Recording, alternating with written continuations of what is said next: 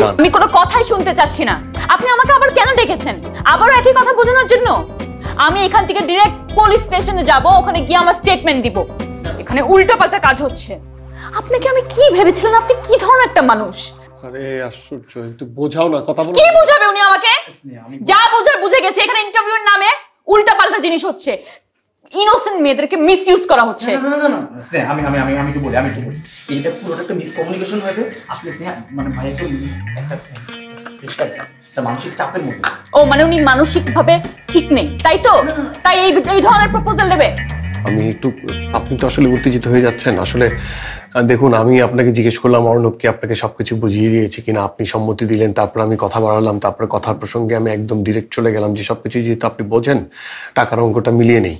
মানে আসলে হয়েছে কি, আসলে আপনি এই গল্পটা শুধু জানেন, এই গল্পের আড়ালে না আরো অনেক গল্প আছে যেগুলো আসলে আপনার একটু শুনুন আপনি, তাহলে আপনার ভালো লাগবে, একটু আপনি বুঝতে পারবেন আসলে কি শুনেন। আমি এখানে কোনো গল্প শুনতে আসিনি, আমি যাচ্ছি এখন পুলিশ স্টেশনে। শুনুন, তুই এক কাজ কর, কিছু বলবি না, আমি বলি, ও কি বলবে? শুনুন, আমি বলি, আমার না বাবা মা নেই। ও বাবা মা নেই? তাহলে আপনি এই লাইসেন্সটা পেয়ে গেছেন। আমার বাবা মা নেই, আমি এখন উল্টাপাল্টা কাজ করবো আমরা অফিসের মধ্যে।